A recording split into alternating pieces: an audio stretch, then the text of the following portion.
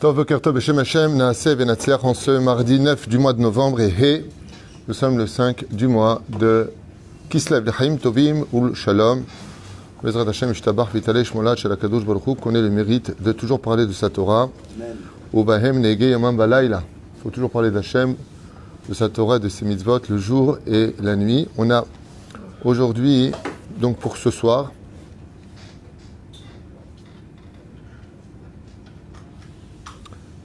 juste un instant que je regarde ma liste.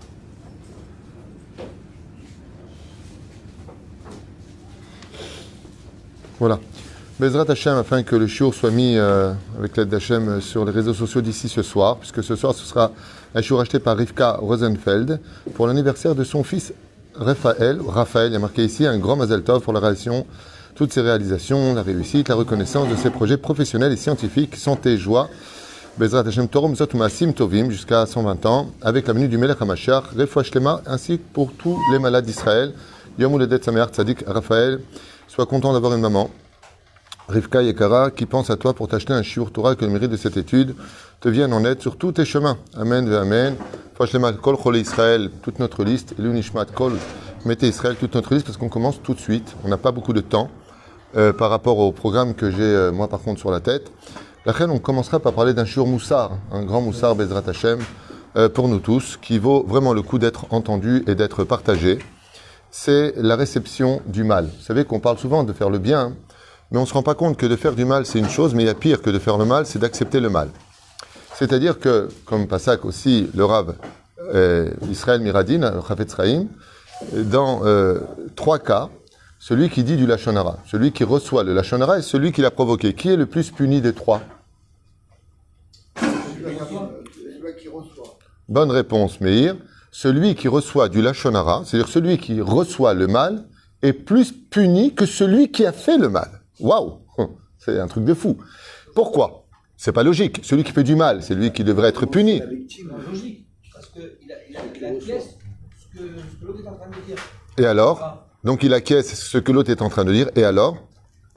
Et alors, c'est dans son sens. C'est comme si qu'il le dit. Oui, il y a quelque chose, il y a marqué Shtika Keodaya. Celui qui acquiesce à une chose, c'est comme si lui-même l'aurait dit. Donc ce cas-là, il serait puni comme celui qui l'a dit. Mais celui qui reçoit, c'est la victime. C'est plus fort parce que c'est le Hercher. C'est plus fort parce que celui qui l'a dit va le dire. Vous vous rendez, j'ai vraiment partagé ce shiur, je pense qu'il est beaucoup plus important que, parce que je vois que vos réponses sont pas claires et ça démontre que si vous n'êtes pas capable de répondre clairement à cette question-là, ça démontre que vous n'êtes pas armé. Pourquoi est-ce que celui qui recevrait le mal, à la limite, je vais simplement dire une phrase simple pour vous aider, il y a celui qui vole une bicyclette et celui qui sait que cette bicyclette a été volée lui rachète. Ça s'appelle un receleur. Dans la Torah, on doit plus punir le receleur que le voleur. Pourquoi? Pas shoot. Il encourage ce vol. Absolument. C'est-à-dire que celui qui écoute du Lachon Hara, celui qui écoute du Motzi Shemra et qui le reçoit, non, c'est pas que, je voudrais juste finir, écoutez bien, c'est important parce que je vois que c'est pas si clair que ça. Et je voudrais vraiment partager cette étude avec vous pour améliorer la situation au niveau du pourquoi des choses. Quand on veut soigner un problème, il faut en comprendre le pourquoi des choses. Parce que celui qui écoute, par exemple, du Lachon Hara, dis-moi un truc tordu. Dis-moi le mot tordu. Je dis du mal sur une personne, non? Ça m'intéresse pas, je veux pas entendre. Qu'est-ce que j'ai provoqué? Je ne le reçois pas, mais qu'est-ce que j'ai provoqué chez toi? Que tu ne puisses pas le dire. C'est-à-dire que le receleur, tant qu'il y aura des receleurs, tant qu'il y aura des gens qui accepteront le vol, eh ben, il y aura des raisons de voler. Ce qui fait que celui qui reçoit le mal est pire que celui qui a fait le mal.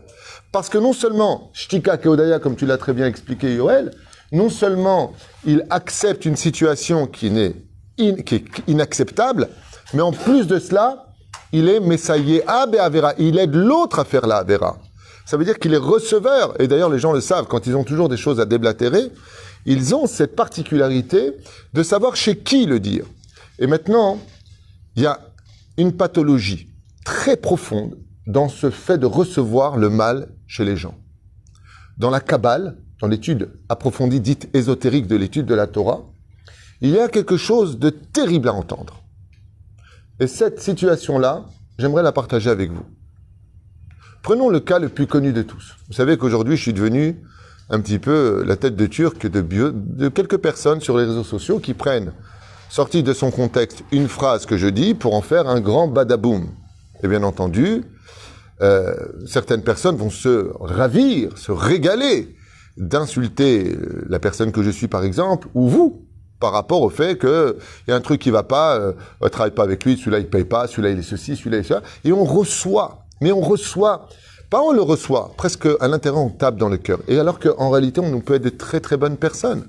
C'est-à-dire que tu peux très bien prendre une très bonne personne qui a perçu du lachon hara, d'accord? Donc une vérité, lachon hara c'est une vérité qui est dite sur l'autre, oui, et être une bonne personne en disant le lendemain, tu sais qu'il faut pas en faire. c'est un truc de fou. D'où est-ce que ça vient? Ça vient de l'hypocrisie du cœur. Ça vient tout simplement de l'hypocrisie du cœur. Et vous verrez que plus la personne sera démagogue, plus la personne saura trouver les mots, plus la personne saura être lui-même mytho, parce qu'il y a des gens qui sont tellement atteints de la mythomanie sans être au courant, qu'ils s'auto-persuadent de leur mensonge comme une vérité. Ce qui fait que quand ils le communiquent, on reçoit une pseudo-vérité, parce que ça sort d'un langage tellement évident, tellement 100% dit, que c'est pas possible qu'il ait menti. Donc on va le recevoir. Tandis que la Torah, et comme le dit le Sfat Emet, que si jusqu'à aujourd'hui il n'y a pas de Beth Amikdash, c'est parce qu'on n'a pas fait de tchouva sur cette Nekuda, qui est la plus importante de toutes les Nekudot. Juste un petit exemple. Dans Masechet Gittin, après 57, 58, là-bas on parle de destruction du temple. Qui a détruit le temple? Tous les ignorants de l'étude vont te parler de Kamsa bar Kamsa. Vous vous rappelez de ça? Bravo. Ça, c'est quelqu'un qui a étudié la Gemara comme ils le font. Les titres vont te dire Kamsa bar Kamsa, il s'est trompé, c'était pas comme ça, c'était comme ça, c'est pas comme ça, c'était pas comme ça. C'est un jeu de mots que je fais. Ceux qui ne comprennent pas mon humour du matin. Mais pas du tout. C'est pas l'histoire d'avoir invité, pas invité. C'est pas le fait que l'autre ne l'ait pas accepté. C'est vrai qu'il n'a pas été correct dans l'histoire de la destruction du temple. Mais la Gemara, faut la continuer, babouche. Là-bas, il y a marqué quoi? Que les Chachamim n'ont rien dit. Alors le temple a été détruit. Ça veut dire, à qui il en a voulu, celui qui a été renvoyé, quand il lui a dit, je suis prêt à payer tous les repas, ne me renvoie pas en public? À qui il en a voulu? À celui qui l'a pas accueilli? Pas du tout. Lui, dans sa tête, ça a duré une seconde. Quel abruti, celui-là, te rends compte, il vient de me nettoyer toutes mes fautes. Mais les nerfs, quand est-ce qu'ils sont sortis chez lui? Quand il est parti voir l'empereur et qu'il lui a dit, les Juifs te trahissent. La preuve en est, donne-moi de toi un korban, donne-moi un agneau, tu verras que je vais l'emmener là-bas, ou un veau, exactement. Un taureau, je vais l'emmener, qu'est-ce qu'il a fait? Il lui a fait un coup de... Hein? Un défaut au niveau... Il y a une raison très profonde à ça, au niveau du nez et de la bouche. Pourquoi Dafka la bouche? Parce que justement, c'est sorti du problème du lachon hara. Mais pourquoi il a eu les nerfs qu'il est parti jusque... Le mec, il a que ça à faire d'aller jusqu'à Rome, d'aller dire à l'empereur, tu sais, c'est tout ce que tu as à faire dans ta vie. Pourquoi il est parti? Parce que les Chachamim de l'époque du Beth Amikdash numéro 2 ont accepté un mal. Et s'ils ont accepté ce mal, c'est qu'il y avait du mal en eux. C'est-à-dire qu'il y a une forme d'hypocrisie dans le cœur de la personne qui est inacceptable vis-à-vis d'Hachem. Je dirais plus que cela encore, Akadosh Baruch Hu, c'est une des choses qui haït le plus au monde. Et je vais vous le lire noir sur blanc, parce que une grande différence aussi, il faut faire très attention, par exemple, dans ces vidéos, là, hier, ma femme, que Dieu la bénisse, vraiment, qui est très à l'affût de ce qui se passe, donc, par rapport à la diffusion de la Torah, me montre qu'il y a encore une personne, donc avec un cœur mauvais, qui a pris une phrase que j'ai dit expliquant que Esav, maintenant moi j'ai juste cité Rashi, parce que moi tout ce que je dis par contre j'ai des références, je cite Rashi sur place dans la paracha justement de Vaishlach Malachim el Esav Achiv, quand il s'est battu avec le génie d'Esav, qu'est-ce qu'il dit Rashi? Que c'est Esav, c'est le... Hein? Oui, mais c'est qui? Une notion, égoïste. C'est qui? Selon Rashi, selon les Chachamim d'ailleurs, c'est qui Esav? C'est le Satan. Oui, vous dites tous oui, mais vous avez du mal à... Peut-être vous devrez boire un petit café ce matin. C'est un petit peu rchnanet. Esav, za yetzerara kipshuto. Il n'y a pas de rchnanet, tu dis à droite, à gauche, il est gentil, il est mignon. Que Esav descend toute la Torah orale, comme Rabbi Akiva, comme j'ai expliqué déjà des milliers de fois dans les 5000 shiurim qui sont sur les réseaux sociaux, que d'abord est sorti Rabbi Meir Balanes. On a déjà expliqué que la Torah orale vient de la descendance d'Esav. Et donc j'ai fait comme ça une vidéo, je voudrais répondre non pas à cette personne qui ne m'intéresse absolument pas, ni de ce qu'il pense, ni de ce qu'il est, parce que son cœur est trop noir pour que je m'intéresse à lui, mais juste pour expliquer des choses qui commencent déjà un petit peu à circuler, et ce qui me fait le plus de peine, c'est qu'on peut très facilement détruire la vie d'une personne en disant n'importe quoi. Comme un jour, il y a une personne de religion musulmane qui a essayé de ridiculiser Medvar Torah en me traitant de menteur alors que je disais que je ne dis que des vérités. J'ai même pas osé lui répondre, mais par contre, je voudrais le remercier, ce monsieur, parce qu'il m'a tellement fait rire, ses arguments sont tellement nazes et tellement à côté de la plaque, que j'ai dit, j'ai pas envie de descendre à ce niveau-là. Tellement ce qu'il dit est totalement, mais à la masse des masses. Si c'était intéressant, c'est un homme, comme j'ai eu, et j'ai beaucoup d'amis musulmans, faut savoir, qui m'écrivent, avec qui je m'entretiens, même des imams avec qui je m'entretiens, et qui posent des questions, eux, je réponds. Parce que eux, ils veulent savoir la vérité. Eux, ils s'intéressent à ce que je dis par rapport au fait que, tiens, c'est bizarre, vous dites comme ça, mais pourtant, il est marqué comme ça. Même dans la sourate, c'est marqué comme ça chez nous. Oui, vous avez raison par rapport à ça. Très intéressant. J'ai même eu un journaliste musulman qui m'a écrit, avec qui j'étais en contact pendant 1 an, et qui suivait mes shiurim, mais qui a posé des questions. Celui qui est là pour poser des questions, et si j'ai tort, je dis, ah oui, peut-être que je vais vérifier, attendez, je vais voir la référence, peut-être que je me suis trompé. Mais nous, qu'est-ce qu'on fait? On reçoit une information, que ce soit dans la politique, que ce soit dans le domaine professionnel, que ce soit dans le domaine, par exemple, très simple, hein, tu vas dans une boutique, pour vous dire à quel point les choses sont graves. Tu vas dans une boutique, ok? Maintenant, la personne ne s'est pas arrangée avec toi parce que dans le takanon, comment on dit takanon en... Je sais pas comment... Hein? Les conditions, au bout de 2 semaines, tu peux pas rendre tel article. La personne n'est pas d'accord. Elle estime que l'article, pour lui, après 2 semaines, n'est pas bon. Et il te le jette au visage, parce que tu lui refuses de le reprendre par rapport au fait de dire, monsieur, il y a un takanon, il y a des lois, vous êtes, après les 2 semaines, on n'a pas à reprendre ce vêtement. Vous êtes des voleurs, vous vendez des choses périmées, vous êtes des ceci, vous êtes des cela. À la limite, tu l'emmènes au Beddin, si c'est un juif, tu fais un procès dans les tribunaux laïcs, et puis Nigmar pour. Non. Il suffit que la personne se mette sur Facebook en disant, faites attention, vérifiez bien les marchandises, ce sont des voleurs, pour que tu aies des milliers d'abrutis dont le cœur est plus noir que les galaxies, qui vont plonger dans cette histoire, avant même de comprendre. Attends, tu as entendu l'autre son de cloche? Tu as vérifié ce qu'il a dit? Non. On plonge tout de suite. Et cette réception du mal provoque les malheurs de chacun de nous aujourd'hui. Si un jour vous posez la question, Bémet, la manilo, pourquoi ça va pas? Pourquoi? Parce que la vraie question, c'est que tu fais pas d'enquête. Tu ne poses pas les questions. Tu viens, tu prends, tu condamnes. Tu viens, tu prends et tu jettes en pâture des gens. Et c'est très facile de salir une réputation d'une personne. Moi, personnellement, j'en ai rien à faire parce que je travaille que pour Dieu. Donc, je suis pas attaché ni à un mouvement un tel ou à une caisse d'un tel. Je reçois d'aide de personnes, si c'est que des personnes qui me suivent et qui me font confiance. Donc, je suis complètement indépendant. Toda la hel. C'est la plus grande richesse du monde, l'indépendance. Je parle pour tout le monde, juifs comme non-juifs. On n'a pas le droit de réceptionner le mal. On n'a pas le droit. Et si tu réceptionnes ce mal, c'est que ton cœur est plus pourri que le mal lui-même. Prenons un exemple. Vous savez tous qu'on est tous les enfants d'Hachem. Pas besoin d'aller à l'église pour l'entendre. La Torah l'a dit bien avant eux. Nous sommes tous les enfants d'Hachem, comme c'est marqué d'ailleurs dans la Torah, qui ata bechori. Tu es mon aîné. Quand Dieu dit du peuple d'Israël qu'il est son aîné, ça veut dire que les autres sont le cadet, le benjamin. Ça veut dire qu'on est tous les enfants d'Hachem. Alors je le dis bien à voix haute parce que cette vidéo risquerait d'être sortie de son contexte quand je vais vous lire ce que vous allez entendre de vos propres oreilles. Et donc, résultat des courses, ça va être, encore une fois, sorti de son contexte. T'as vu le Rav Tutu, il exagère, t'as vu ce qu'il dit? Bah, écoutez le cours jusqu'au bout. Hein, c'est l'histoire de l'Europe, quand j'ai dit que... D'ailleurs, j'ai cité Isaïe qui dit que les nations du monde qui ont fait du mal à Israël à la fin des temps paieront le mal qu'ils ont fait. J'ai dit de mal, j'ai simplement cité Isaïe. Mais on voit pas tout ça. On voit pas tout ça. Juste la phrase. Sortie du contexte, et là, boum. Je parle pour moi, je parle pour tous les autres rabbinim, mais je parle même pour les hommes politiques de la vie. Je parle de vous. Vous. Par exemple, une fille rencontre un garçon. Le garçon lui a dit...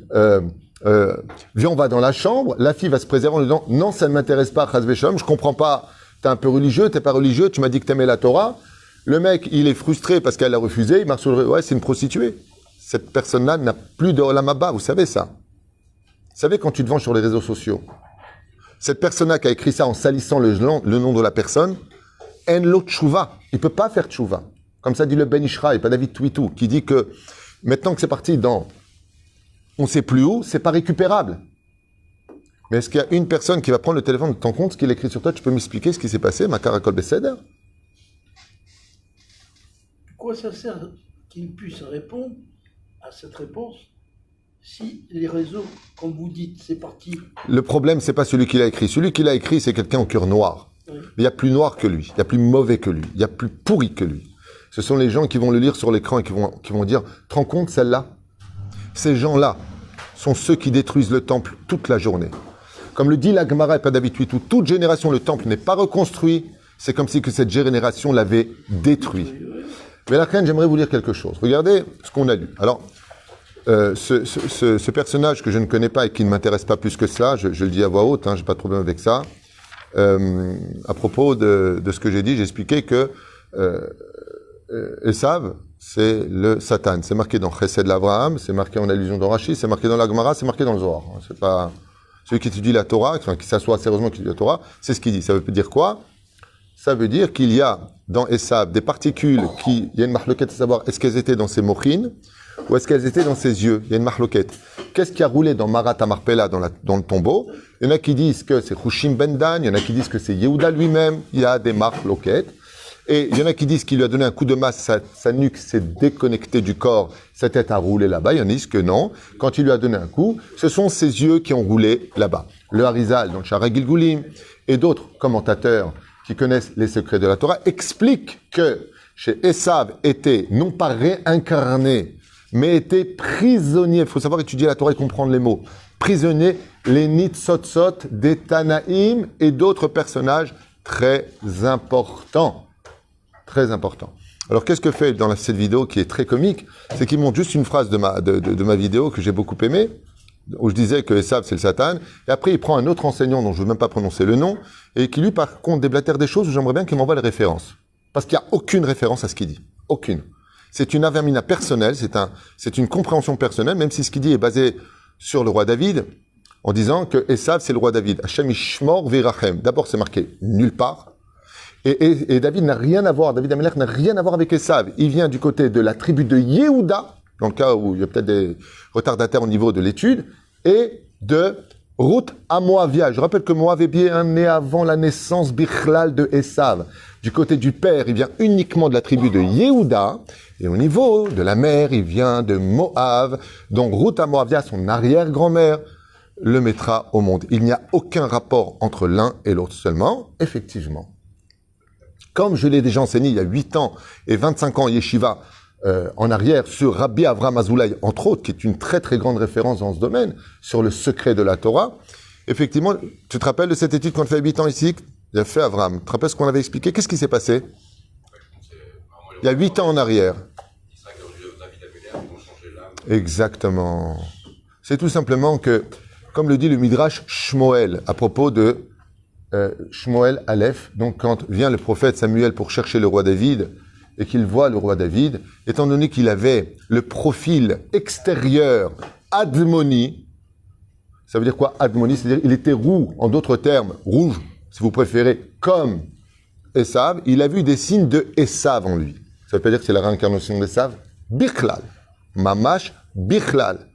Velachen, le Rabbi Avraham Azoulay explique que quand est descendu, que quand est mort, selon le Zohar HaKadosh, Yitzhak Avinu sur le Mizbeach, la condition pour faire redescendre l'âme de Yitzhak, c'était que le Satan obtienne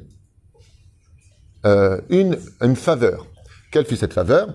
Étant donné que le fils qui devait descendre n'était autre que David Amelech, c'est-à-dire que Rabbi Avraham Azoulay explique dans son livre Chesed l'Avraham que le frère jumeau de Yaakov, c'était David Amelech. C'est lui qui aurait dû descendre. Comme ça explique Rabbi Avraham Azoulay.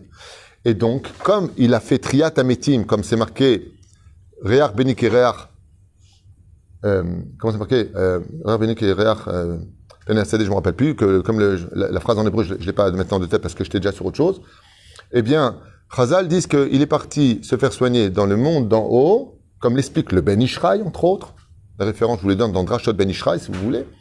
Que Behemet, Yitzhak est monté se faire soigner au Gan Eden, et que c'est pour ça que son âme est partie dans le bélier, et chez Rivka.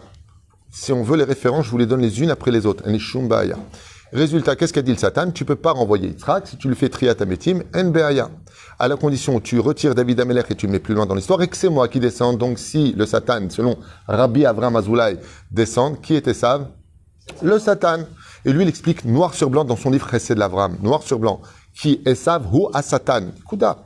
Maintenant, encore une fois, il y a plusieurs parchanout, il y a plusieurs façons de voir les choses. Ça ne veut pas dire que il n'y avait pas du respect des parents chez Esav. Ça ne veut pas dire qu'il n'y avait pas eu des grands tzadikim qui vont descendre de Esav. Faut arrêter tous ces délires. Il faut juste étudier l'étude telle qu'elle est marquée, telle qu'elle est enseignée, et non pas s'inventer des « tiens, je pense que c'est très bon ». Pour Descartes, à la limite, je pense donc que je suis. Mais beau ta vie, mes corottes. Résultat des courses, Rabbi Abraham Azoulay explique que quand le roi David est sorti de la place où il devait être le frère légitime et le frère jumeau de Yaakov Avinu, pour être le 4e pilier du trône divin, Abraham, Yitzhak, Yaakov, David. Eh bien, le Satan s'est arrêté face à David Amelech, et David Amelech s'est arrêté face à lui. Qu'est-ce qui s'est passé à ce moment-là? Rabbi Abraham Azoulay dit, comme c'est marqué, celui qui regarde le visage d'un rachat prend des clipotes. Ce qui fait que les clipotes du Satan ont sauté sur le visage du roi David, et non pas une réincarnation du tout. Tandis que le roi David, lui, de son côté, Nishav Mimeno, explique Rabbi Avraham Azoulay, des Nitzotzot de Kedoshim. Ça veut dire d'où est-ce que le Esav, il a eu la Torah orale qui est venue de lui? Du roi David. Et c'est pour ça que le Harizal dit que Rabbi Meir Balanès, converti de la descendance de Esav, n'est autre que la réincarnation, lui, du roi David. Car le roi David vient, comme il y a marqué dans le Zohar HaKadosh, qui nishmato shel David Amelech ke kotsim. Pourquoi? Parce que David Amelech, c'est la réincarnation de Adam Arishon, lo pachot velo yoter. Et c'est Ramouz dans le mot Adam, Aleph, Dalet, même. Aleph, Adam, Dalet, David, même, Mashiach. Il n'y a pas de rapport avec Esav. Ta'azovoti mashtiyot shelcha. Mais la reine, il y a eu de l'influence. Ça me rappelle l'histoire de l'homme qui arrive à la maison. Ça va chérie, ça va chérie, ça va chérie. Et au fait, chérie, quand tu me trompes, évite de trop t'approcher de son parfum parce que tu sens son parfum. C'est-à-dire, quand tu t'approches d'une personne, elle te met son parfum sur soi. Rabbi Avraham Azoulay explique dans son livre Alpisod que quand le roi David a croisé Esav, ils se sont influencés. C'est ce qu'a vu Shmuel, qui est la réincarnation de Caïn, qui vient d'un citra des Gdusha de Caïn. Dans sa réincarnation, il a dit avec Kulo Admoni, il ressemble à Esav, ça ne peut pas être lui. Ça ne veut pas dire qu'il est lui. Ça ne veut pas dire que David c'est Esav. Has Vesham, donnez-moi une référence. Moi je suis prêt à apprendre, je ne dis pas que je connais tout. Je dis simplement que de jeter des choses sur ta façon de toi, de comprendre les choses. Moi aussi, j'ai dit dans un coin il y a longtemps, David, pour faire un peu de spectacle. Quand il a vu moi, il a dit, mais c'est Esav. Mais quand je dis que c'est Esav, ça ne veut pas dire que c'est Esav Mamash. Ça veut dire qu'il avait l'extérieur de Esav, et ce qui d'ailleurs viendra démontrer la gdoucha du peuple d'Israël. C'est que même si on est né avec des parallèles avec un rachat, il faut voir que le roi David, il a su surmonter tous ses yetzarim, tous ses yetzerara pour devenir le meilleur des hommes, le roi aimé d'Hachem. La reine, je voudrais vous lire, donc je suis dans, je donne une référence, Malachi, attention, prophète d'Israël, dans le verset Aleph. Et on va voir ce que Dieu pense de Esav. C'est pas moi qui vais le lire, je vous le lis à voix haute, et vous allez vous-même le traduire, parce que vous êtes nombreux à mon avis, il y en a un qui va comprendre l'hébreu. Donc on est dans le verset bête. C'est pas bête, c'est juste à retenir. A'afti etrem amar Adonai. Va'amartem bama aftanu. Je vous ai aimé, dit Dieu. À qui il parle? Aux enfants d'Israël. Et dans quoi nous as-tu aimé? Allo et Esav, le Yaakov neum Hashem, va'oav et Yaakov. Que par rapport à Esav et Yaakov, Dieu dit, moi j'aime Yaakov. 3e chapitre. Je le montre comme ça, les gens comprendront que quand je parle pas en mon nom, mais uniquement au nom de la Torah. Vous pourrez regarder, je vous donne la référence. Chapitre Aleph, verset Gimel. Vet Esav saneti. Traduisez. Et Esav, je le hais, je l'ai haï. Je déteste Esav. Qui parle? Au nom de qui? Du prophète dans la Bible, que la chrétienté accepte, que les tribunaux acceptent, je jure de dire la vérité sur la Bible. C'est pas de moi. Alors, qu'est-ce que ça veut dire maintenant dans la profondeur des choses, si on doit étudier la Torah et qu'on est tous les enfants d'Hachem? Quand il dit, Vet Esav saneti, va'asim et arav shemama, je mettrai ces montagnes désertiques. Vet nahalato letanot midbar, et je rendrai aride tout ce qu'il possède. Waouh! Non seulement il le aime, mais Dieu il dit, je vais lui régler les comptes. C'est marqué dans Malachi, c'est pas moi qui l'ai inventé. Quelqu'un va prendre une vidéo, t'as vu ce qu'il a dit sur Esav? Vet Esav saneti, top, coupe, c'est bon, regarde. Et tu auras tous les abrutis derrière l'écran, tu te rends compte, ce Rav Tutu nous fait des problèmes, hein, mais vraiment. Allez voir les vidéos. Ou appelez-moi, je vous montrerai les références. Je ne parle pas en mon nom Rabotai, je parle au nom de toutes les personnes du globe de la terre. Juifs comme non-juifs, 2 minutes. Rabbi Yehuda, 2 minutes. Juifs comme non-juifs, Bémet, arrêtez de tomber dans les panneaux. Arrêtez de tomber dans ce mensonge. Mais il y a un chidouche que je vais vous faire en cadeau pour cette étude impressionnante, extraordinaire. Je vais vous offrir quelque chose de nifla, qui correspond exactement à tout ce que je viens de vous expliquer. Regardez bien. Regardez bien comment c'est marqué. Allô, Ach Esav le Yaakov. Allô. Le verset dit, Esav n'est-il pas le frère de Yaakov? Neum Hashem, parole d'Hashem, ou discours de Dieu, si en français, Vaoav et Yaakov. Et moi, j'ai aimé Yaakov. Et si tu me dis que Yitzhak, il a aimé Esav, c'est marqué au sens passé. Vayeheav. J'avais des intérêts de l'aimer. Kiut Saïd Bepiv. Et la Torah te donne la raison pourquoi il a aimé Esav. Kiut Saïd Bepiv, parce qu'il m'apporte du gibier. Il me donne un argument pour sauver les enfants d'Israël à la fin des temps. Si Dieu dit, j'en ai marre du peuple d'Israël qui se comporte comme des goïms à la fin des temps, comme ça dit la Gemara et pas David Huitou, eh bien, Esrak se dira, moi j'ai été capable d'aimer Esav, le rachat chez moi, tu peux pas aimer le peuple d'Israël? Donc il achète des arguments. Kiut Saïd Bepiv, il lui a donné un argument à donner à Dieu plus tard. Chose qu'on a déjà vu ensemble. Mais là où c'est très intéressant, c'est Ve'et Esav Saneti. Ve'et Esav Saneti. Ça veut dire quoi Ve'et Esav? Pourquoi tu me dis Ve'et Esav Saneti? Il aurait fallu marquer Esav Saneti. Il aurait été suffisant de dire Esav, je le hais. Pourquoi le mot Ve'et? Rabotez-nous, Alem Shalom, nos Chachamim qui comprennent la Torah, qui nous expliquent la Torah, Midor et Dorot depuis Moshe Be'ar Sinai. Il dit le mot et. Vous savez, ça veut dire quoi et en hébreu? C'est un mot de jonction, mais ça veut dire quoi en hébreu? Si je devais traduire littéralement le mot et. Excellente réponse. Par exemple, si demain j'ouvre une société avec ma femme, je marquerai David et Valérie. Et veut dire avec. Oh. Donc maintenant que vous avez compris ce principe de grammaire hébraïque, Ve'et Esav Saneti. Pourquoi le mot Ve'et? Et avec Esav Saneti. Est-ce que Dieu déteste vraiment les enfants d'Esav? Est-ce que Dieu vraiment déteste les enfants d'Esav? Il y a marqué qu'Akadosh il aime toutes ses bériotes. Il aime même les animaux. Où est-ce qu'on voit que Bémet, il aime même les non-juifs? Comment on peut dire une chose pareille? Écoutez bien. On le voit dans le livre de Yona à Kippour.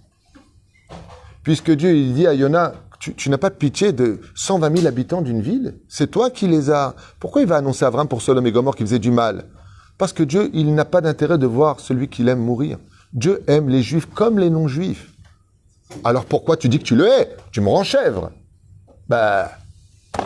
Faut réfléchir. Réponse. Le mot, selon Chazal, il est dans le mot ve'et. Ce qu'il déteste, c'est chez Esav, c'est pas Esav, c'est le mot et. Qu'est-ce qui l'accompagne? L'hypocrisie de son cœur.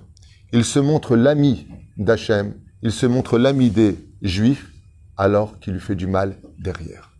C'est parce qu'il est réceptif du mal.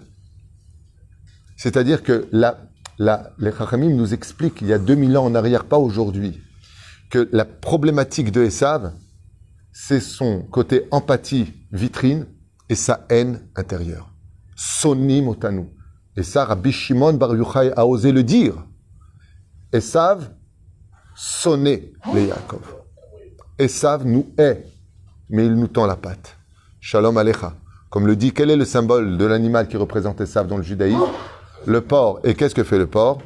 Il montre son sabot fendu, mais son intériorité. Ce n'est pas un ruminant. Ve'alken, étant donné que ce n'est pas un ruminant, il se montre comme étant l'ami cachère, comme c'est marqué dans la paracha quand il enverra les anges. Viens, on marche côte à côte. Oui? Mais quand il est venu l'embrasser, qu'est-ce qu'il voulait faire? Rachi, qu'est-ce qu'il dit? Il est venu le mordre. Et si Dieu n'avait pas fait un miracle de transformer le cou de Yaakov en marbre, eh bien, il aurait été mort. J'ai fait, d'accord, un cours qui s'appelle Le premier vampire de l'histoire. C'était pas le comte Dracula, selon nos Chachamim. Le premier vampire de l'histoire qu'on ait connu dans la Bible s'appelait justement Esav, où là-bas, dans le Sod HaHashmal, on nous explique que Esav avait 2 canines très avancées, que c'était un buveur de sang, d'où le fait qu'il buvait le sang de sa mère Nida quand il est sorti, mais il buvait aussi le sang de toutes ses victimes. C'est comme ça qu'il s'explique, ça s'appelle Le premier vampire de l'histoire, un show qu'on a fait il y a 6-7 ans, comme ça, avec les références du Sod HaHashmal, du Zohar et autres. Vous vous rappelez de ce cours-là? Ça. Parce que là, il y a encore un abruti qui va prendre. T'as vu ce qu'il a dit Esav, c'était un vampire. Coupé. Alors, je vous demanderai juste une chose, pour moi et pour d'autres personnes, pour les gens de votre famille, de façon générale, n'oubliez pas que le mot ve'et, qu'est-ce que Dieu déteste en lui? Avec. Son cœur n'est pas avec sa bouche. Voilà ce que Dieu déteste. Ce n'est pas Esav lui-même qu'il déteste. Le Yetzer Hara, c'est un serviteur de Dieu qui est là pour donner au niveau du synonyme ce qu'on appelle le libre arbitre. Ce que déteste Hachem, ve'et Esav saneti. C'est le et de Esav que Dieu a détesté. Mais un non-juif qui a de l'empathie pour les juifs, qui est sincère avec les juifs, Dieu l'aime. Celui qui aime les juifs, Dieu l'aime. Mais celui qui est hypocrite avec les juifs ou même avec les autres, entre nations, tout ce qui est hypocrite, Akadosh Baruchu sonné auto. Et ça, c'est pas marqué que pour les non-juifs, c'est marqué aussi pour les juifs. Pourquoi Dieu il a détruit le temple? Parce que des chachamim d'extérieur se montraient remplis d'empathie et de moussard, alors que leur cœur était noir. Et si comme ça et bar comme ça, cette histoire qu'on nous raconte pour la destruction du temple a eu lieu, c'est parce que cet homme qui a été humilié a détesté l'hypocrisie de leur cœur. Comment vous me voyez humilié en public et personne ne bouge parce que vous aviez des intérêts personnels. Parce que vous avez pensé à vous et vous n'avez pas pensé à moi. Et de l'autre côté, vous m'avez dit, faut lui pardonner, hein, c'est pas grave. Hein. Tu as fait une grande capara, hein, bien sûr. Hein. Allez, hein, c'est bon. Comme souvent, quand ça arrive, et je finirai avec cette phrase, vous avez remarqué? Quand des gens se permettent de vous critiquer et que vous leur demandez les références, vous avez remarqué ce qui ressort à chaque fois? Ben, je sais pas, c'est ce que j'ai entendu. Vous avez remarqué ce truc? Ben, c'est ce qu'on m'a dit. Et quand tu leur expliques les choses, qu'est-ce qu'ils te disent? Ah ben, je suis désolé, mais Baba, le mal a été fait. Ta sale bouche qui parle dans la synagogue, qui parle dans la rue, qui parle sur les réseaux sociaux, elle est déjà partie. Et après, les gens s'étonnent de leur malheur. Mais qu'est-ce qui se passe? Pourquoi j'ai pas de mazal? Pourquoi celui-là il est malade? Pourquoi celui-là il est ceci? Pourquoi je trouve pas ceci? Pourquoi? Tistom est tapé et arrête de recevoir les choses avec autant de facilité, car ceux qui reçoivent les mensonges sont pires que ceux qui les disent. Zé, Bezrat Hashem Varim Chashuvim, et je le dis une dernière fois. S'il y en a qui ont des problèmes avec mes shiurim ou les shiurim d'autres rabbanim, comme il y a dédié à Yakar, le Rav Yitzhak Cohen, le Rav Abdel Chak, on ne peut pas plaire à tout le monde, je le conçois. Avant de commencer à perdre votre temps et de déblatérer des ch'touillottes plus grosses que votre tête et plus pourries que votre cœur, vous feriez peut-être mieux d'appeler le Rav ou d'envoyer un message. Rav, vous avez dit ceci, cela, pourrais-je avoir les références? C'est intéressant de voir que vous avez dit comme ça et comme ça, parce que un autre Rav dit ceci et cela. Comme souvent on m'appelle pour me poser des questions, mais un Rav il a dit comme ça et comme ça. Vous savez ce que je réponds? Va le voir lui, c'est lui qui l'a dit, c'est pas moi. Demande-lui ses références à lui, même si j'ai les références. Vous savez pourquoi? Pour éduquer les gens à ne pas recevoir et à ne pas critiquer. Avant de faire quoi que ce soit, d'abord tu vérifies, ensuite tu demandes d'A Torah s'il y a lieu de diffuser ou pas les choses. Troisièmement, tu cadres les choses sans intérêt personnel, comme ça s'est passé très récemment, où j'ai fait un message à une personne, je sais pas, Gabi, il m'a un petit peu touché personnellement. J'ai recommencé ce message plus de 5 fois. Et vous savez pour quelle raison? Parce que je voyais qu'il y avait du moi qui parlait dedans. Je voulais défendre uniquement l'honneur de la Torah. Au bout de la 5e fois, j'ai épuré mes midotes personnelles, c'est-à-dire le fait de ne pas m'inclure à l'intérieur et de représenter uniquement l'honneur d'Hachem. J'ai dû recommencer 5 fois un message que j'ai posté sur Tedvav pour ne pas qu'il y ait d'intérêt personnel, qu'il n'y ait pas Chas v'Shalom c'est mon honneur à moi que je viens défendre. Mamash lo. C'est uniquement l'honneur de la Torah. Je ne suis ni une ganénette, ni une maîtresse d'école. On est là pour grandir ensemble.